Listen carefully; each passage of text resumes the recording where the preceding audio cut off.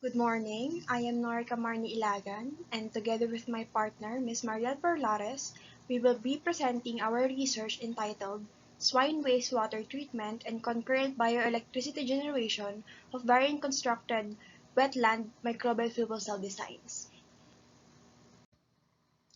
The world's growing population and industrialization has intensified the demand for sustainable energy, food, and water sources. In the quest of looking for cleaner energy sources, low-carbon energy sources such as renewable technologies has become the norm. However, industrial-scale energy facilities are linked to mass land conversion. This decreases the land for agricultural use and affects the areas with protected biodiversity. In the hunt for an alternative energy that does not generate greenhouse gases, harmful materials, or pose a threat to biodiversity, interest in fuel cells have grown. So, constructed wetland microbial fuel cells, or CWMFC, is a promising modification of microbial fuel cells that produce energy using the unique plant-microbe relationship at the rhizosphere region of plants by simultaneously treating wastewater. For the related studies of this research, the following keywords are used as guides.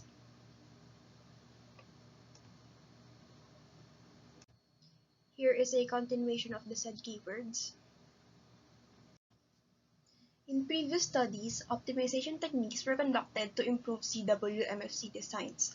However, limited studies on the effects of flow mechanisms and presence of a separator layer on the microbial and physiochemical treatment efficiency of horizontal CWMFCs and impacts of varying the flow mechanisms and presence of a separator layer to plant characteristics is rarely determined.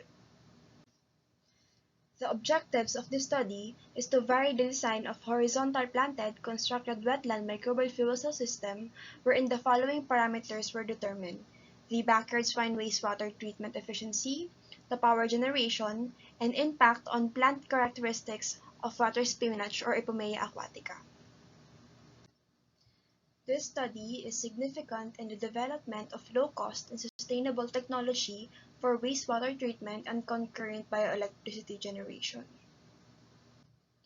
For scope and limitation of this study, only 4 constructed wetland microbial fuel cell designs were constructed, with design variations limited to the following factors. First, the presence of a separator layer, and the use of upward flow and subsurface flow mechanism. The effect of this number of plant species, growth stage of plant, and container size were not considered. Good day, I am Marielle Angelu Porlares, and I will be discussing the methodology. So moving on to the methodology, the plant species that we used was water spinach, which we sourced from condor quality seeds produced by the Allied Botanical Corporation. Prior to the main experimentation, we germinated the water spinach in seedling trays for 21 days. Afterwards, we transplanted it to the CWMFC designs with 80 water spinach plants each, and an acclimation period of 7 days was allotted before we started measuring the voltages of each CWMFC. For the wastewater, we used 120 liters of backyard swine wastewater sourced from a local backyard piggery in Dacanlao, Calaca, Batangas. After collection, it was initially stored in 8 20-liter airtight containers with 15 liters of wastewater each. This is to avoid contamination during transport. After transport, we utilized a wire mesh to remove large objects such as plastics and sticks from the wastewater. All of the wastewater were then transferred to one 220-liter container for final storage, and the wastewater was stored for 7 days before treatment. Finally, the CWMFC design. We made 4 variations. First, a CWMFC with a separator layer and utilizing an upward flow mechanism, which we will call as SUF. A CWMFC with a separator layer and utilizing subsurface flow mechanism, which we will call as SSF. Third, a CWMFC without a separator layer and utilizing an upward flow mechanism, which we will call as WUF. And lastly, a CWMFC without a separator layer and utilizing a subsurface flow mechanism, which we will call as WSF.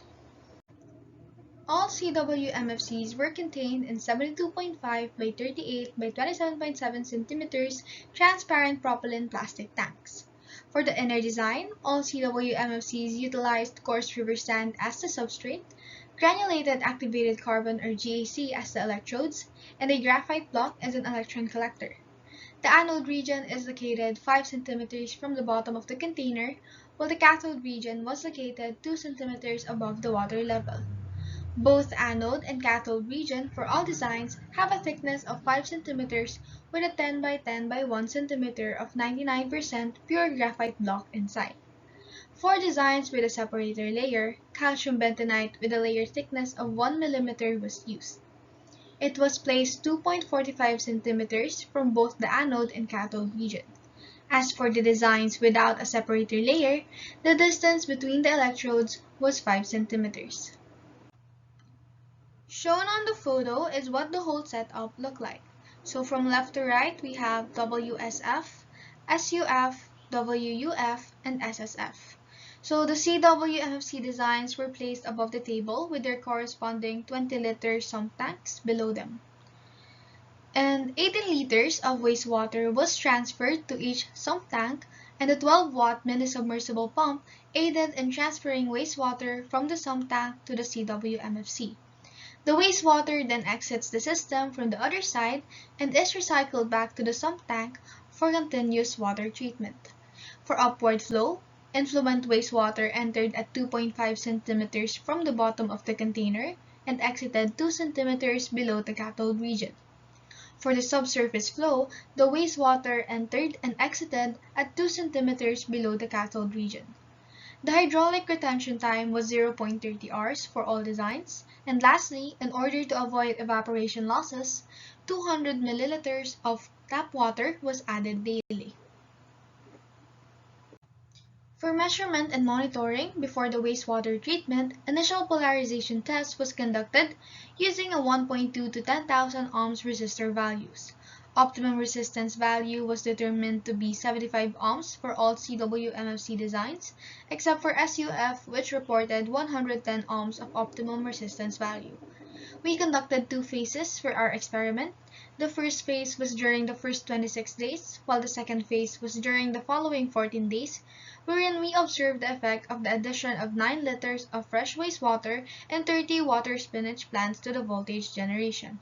For both phases, voltage for open and closed circuits were measured daily at 6 a.m. The parameters we considered for the power generation are the current, power, and power density.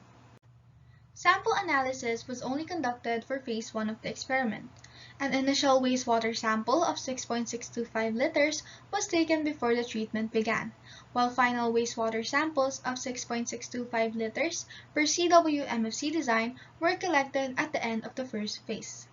Microbiological parameters such as coliform count and E. coli were tested. On the other hand, the physico-chemical parameters tested were BOD, TSS, ammonia, phosphate, and total copper. pH was also measured. Shown on the slide is the equation that we used to calculate for the removal efficiencies of the microbiological and physico-chemical parameters being measured.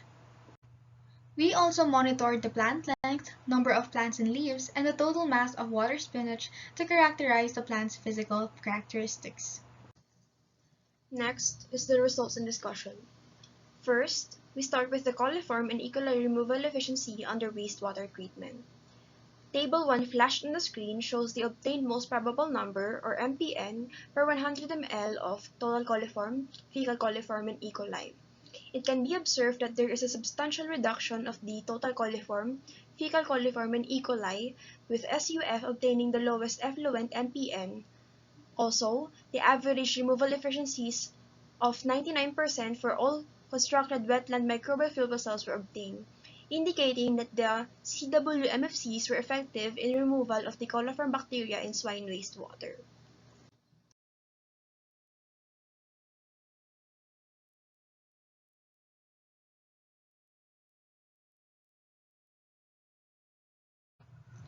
For the electricity generation, the highest average values for closed circuit are from SUF, while the lowest are from WUF.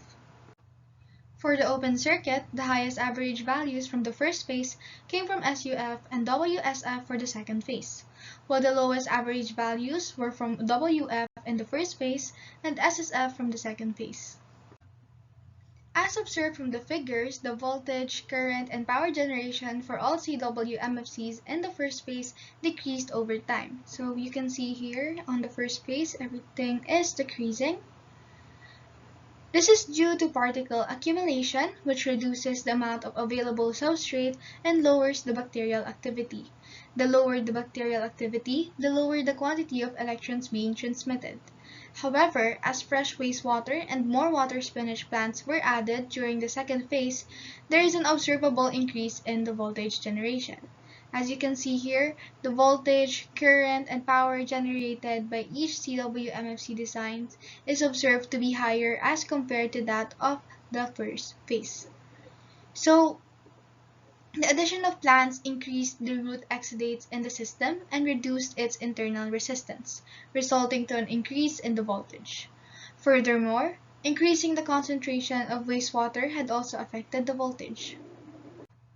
For the plant characteristics, at the end of the first phase, all CWMFCs experienced a decrease in the number of water spinach in the system, while some of the remaining had wilted leaves.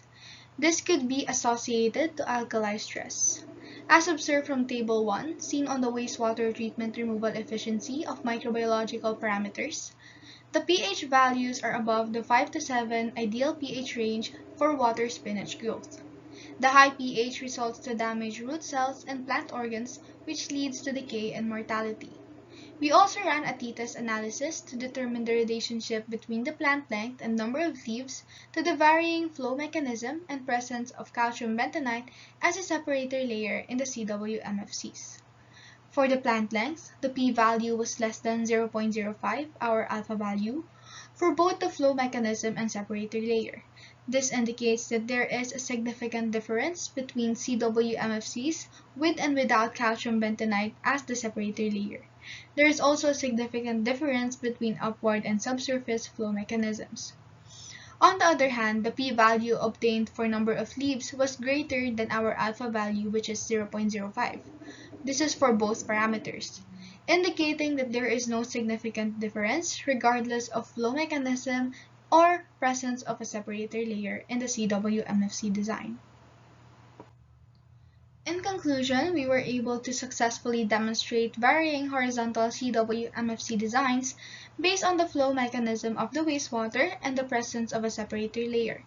As we observed the wastewater treatment efficiencies, we could say that horizontal CWMFCs have great potential in fecal bacteria reduction and ammonia reduction in the system, regardless of flow mechanism and presence of separator layer, while the physico-chemical parameters are greatly affected by the flow mechanism and the pH. Next, the power generation of the CWMFCs is affected by the concentration of wastewater. And lastly, for the plant characteristics, plant length is affected by both the presence of separator layers and flow mechanism. Although more studies must be conducted regarding power generation, the incorporation of horizontal CWMFCs in wastewater treatment holds a prospective future. So here are our references for the journal article. This is just a continuation of the references for the journal article. And that is the end of our presentation. Thank you for listening.